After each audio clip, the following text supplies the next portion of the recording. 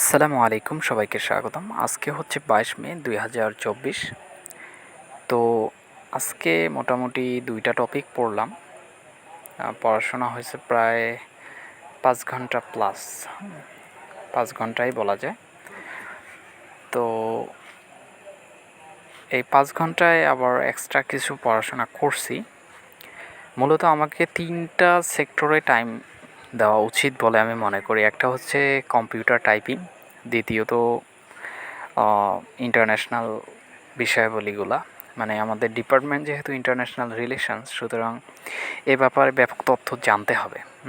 এবং আমি এটা রিয়েলাইজেশন করছি যে যদি বিসিএসে কোনোভাবে ফ্রিলি টপকে মানে রিটেন টপকে যদি ভাইবা পর্যন্ত যাইতে পারি, তো ভাইভাতে এত সহজে ছেড়ে দিবে না আমাদেরকে। অন্তত যখনই শুনবে ইন্টারন্যাশনাল রিলেশনস থেকে, তখনই দেখা যায় যে প্রশ্ন করে একদম দাবাই ফেলবে।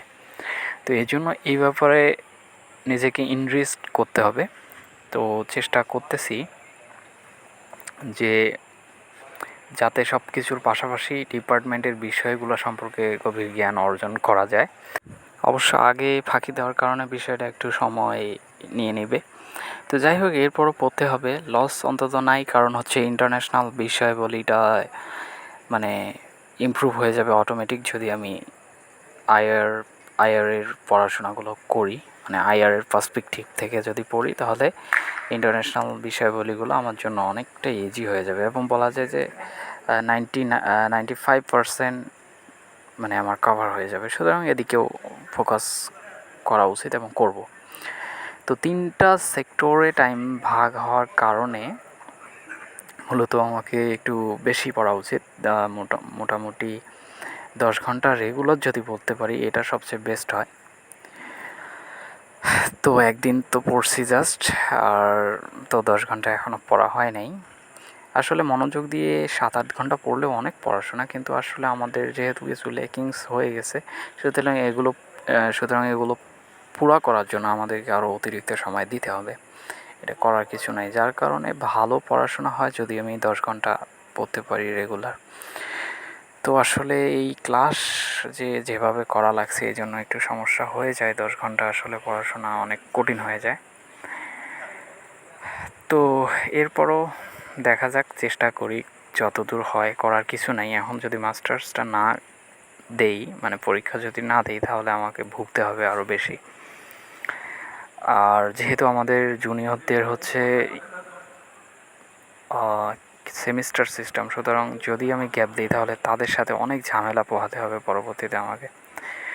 তো আমি মনে মনে একবার ভাবছিলাম যে মাস্টার্সটা ছেড়ে দেই, একদম পরীক্ষা দেওয়াই অফ রেখে দেই।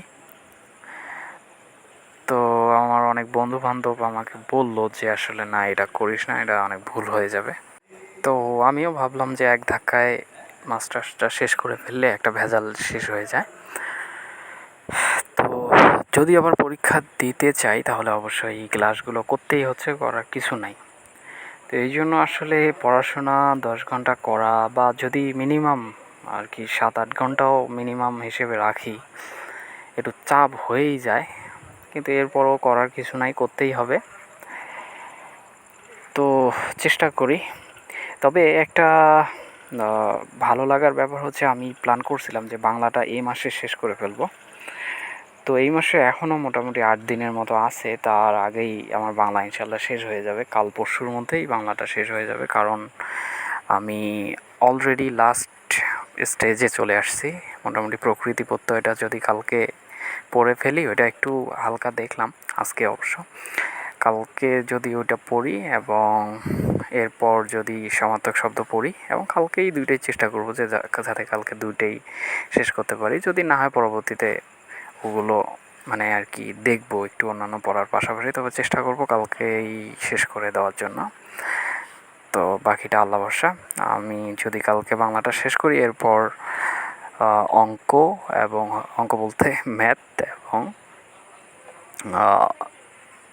ইংলিশ, এই দুটো সাবজেক্ট নিয়ে বসবো। তো ভালো থাকবেন, আজকে এ পর্যন্তই। আল্লাহ হাফেজ।